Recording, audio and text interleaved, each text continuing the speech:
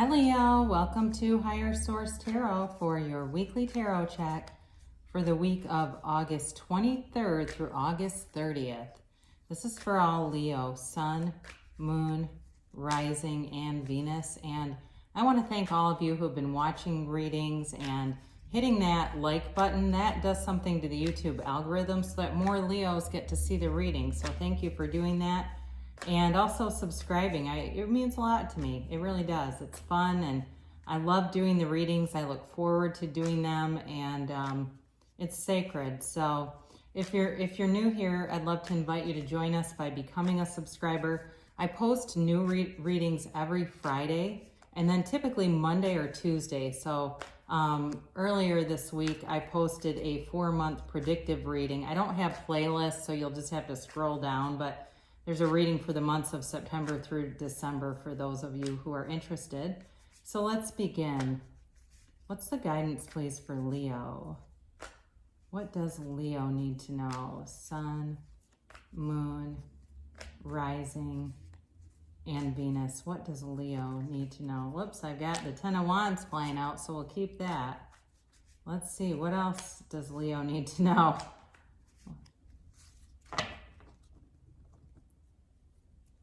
Interesting. I feel like some of you must be putting down a burden because that really truly came flying out. And I'll tell you what, I'm not a real wild shuffler. I do kind of a bit of Las Vegas style shuffling before I get on camera just to make sure the cards are mixed up, but it's kind of loud. So to have that come out is important. So we begin here with the Page of Cups, the Three of Swords, the King of Wands, and the Eight of Swords. You then have the Strength card, the Wheel of Fortune, the Four of Wands, and the Nine of Pentacles. So you're definitely leaving behind a restricted energy. This is really apropos because it's really about putting down those burdens. Tens in the tarot tend to be about conflict and burdens. And so here you are, but with this, too, it's a new cycle. They are a new cycle, and you've got it twice, where you've got a new cycle beginning. So it's like the ending of the old burdensome cycle and the beginning of something really beautiful showing up. So that's awesome. You have, you have fire here, Aries, Leo, Sagittarius. You have air, Gemini, Libra, Aquarius. You have all the elements. So you've got every element really, because you have earth and you have water too here. So you begin here. There's an offer that's coming. And this is also a law of attraction card. It's a card about manifesting in the 3D reality. So know that if you can see it in your mind, you can create it in your reality. And I've done many years. I read my first kind of law of attraction. Really, it was a visualization book called Creative Visualization by Shakti Gawain. I read that 30 years ago. So I've been doing this a long time. What mainly trips people up is they get caught up in the how. So they start visualizing texts, phone calls. They're breadcrumbing it, okay? They're visualizing the how, the little stuff along the way. And so it doesn't really get enough momentum. It really is about visualizing the end game, I'm sitting in that corner office or I'm working for myself and this is awesome. I set my own hours. I make more money than I realized I could make. I've got, the marriage of my dreams. I'm sitting here playing with my own wedding ring. And again, you're seeing it through your own eyes. So when you get this card, they're telling you that manifestations are showing up all around you. Just pay attention to the synchronicities and the signs because they're here for you. So you've had some pain, for sure. You've had pain in the past, and the Three of Swords, I think, encapsulates that better than any card. There's sadness, there's heartbreak here, but it's with acceptance. That's where I think sometimes it's a card that scares people because they think it means pain is coming. This is actually acceptance of pain. And so what I like about it with the Ten of Wands is it's really about you moving forward out of this energy and, being in your own power for sure. There's definitely a relationship here, and things are turning in your favor. There's not a lot. Well, yeah, there's money too, I guess, as I look at this.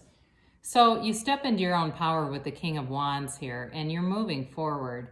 And it's definitely in leadership. Some of you may start working for yourself. That keeps coming up. This whole idea of if it's a podcast or it's a YouTube channel or it's some other social media platform where you really have a facility, but you're a natural born leader anyway. And so for some of you too, I just heard principal, and I don't know if that means of a school or some other, it could be principal in a symphony too. I mean, there's lots of different positions that embody that. Although he actually can be in education and he could be like a principal too, so that's possible. But you're stepping into a leadership position here, and you've got a lot of charisma naturally, and that facilitates things for you. It helps you because people trust you, but it feels like they're dazzled by you. They're happy to see you. You have a lot of people around you who are cheering for you and rooting you on, regardless of what's happened in the past. And some of you may have really been holding things together for a lot of people with this Ten of Wands. And you keep pushing forward. You kept moving forward even when other people were giving up. Somebody here is very committed to the idea of they will not tolerate negativity around them. I'm getting that loud and clear. Whether it's on Facebook and you're blocking people, or you don't even watch the news because there's too much negativity.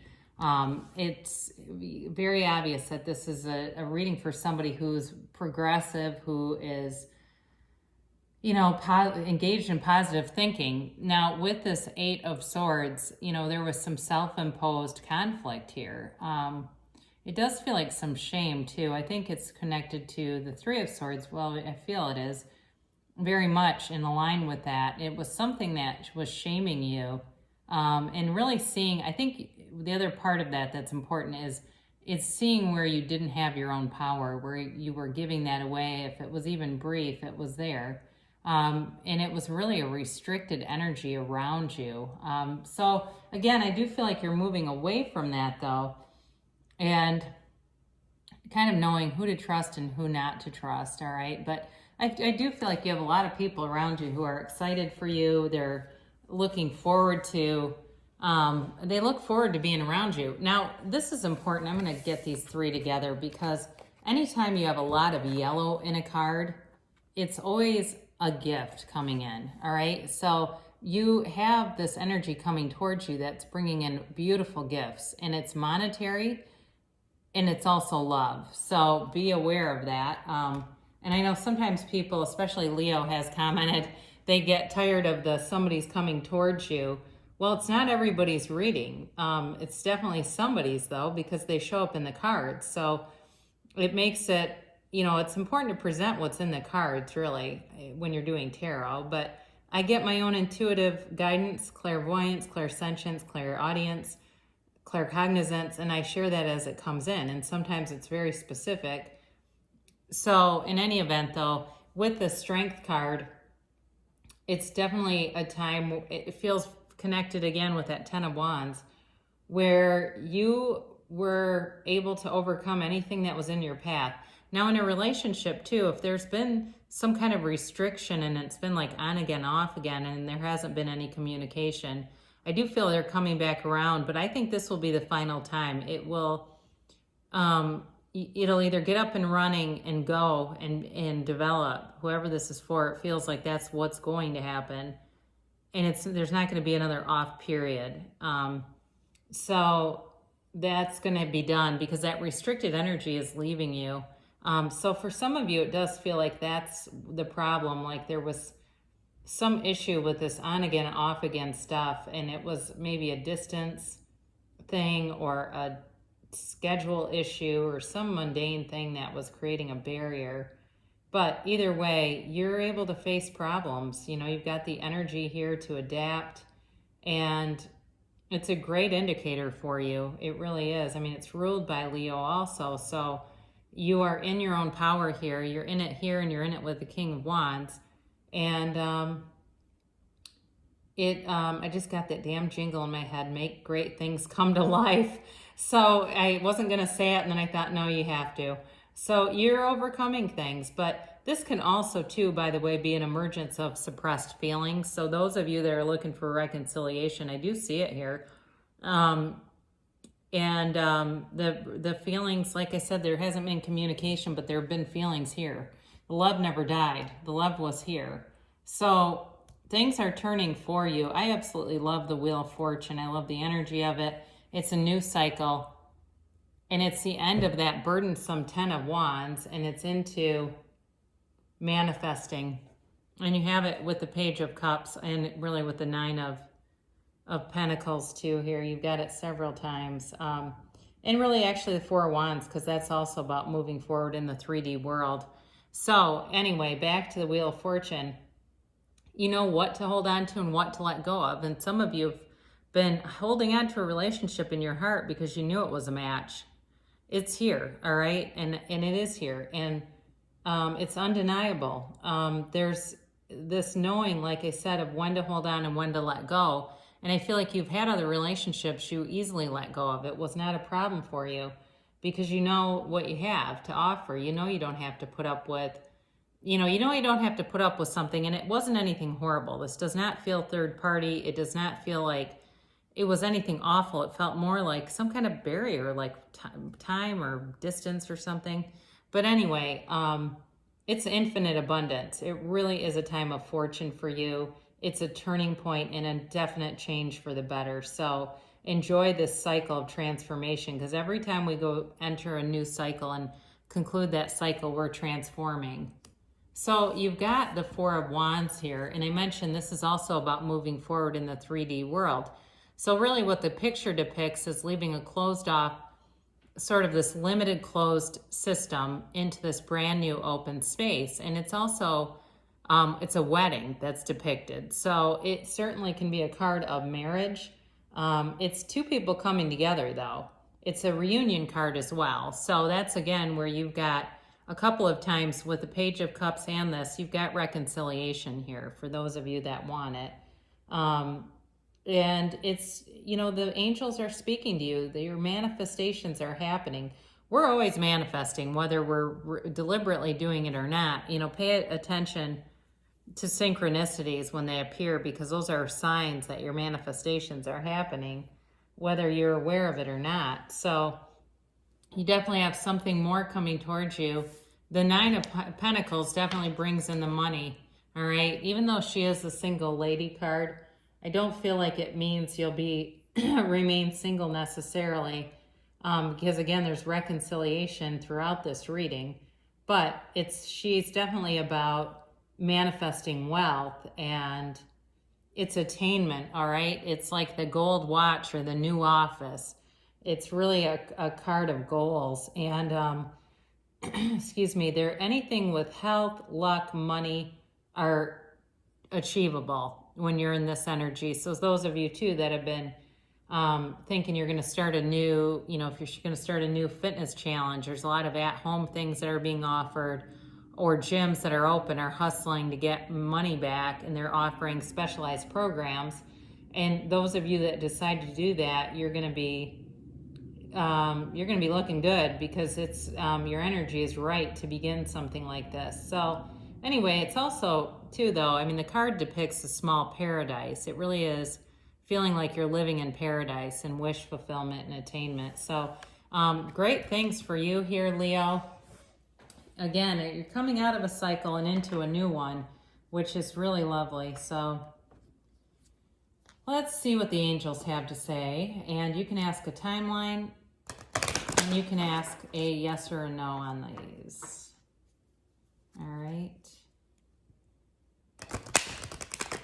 I haven't been seeing a lot of no's. I have seen a few unlikelies, but that doesn't mean no. It just means whatever your current energy is, it's unlikely that you're going to do it if you keep up with that. Sorry, I just talked about that throughout the shuffling.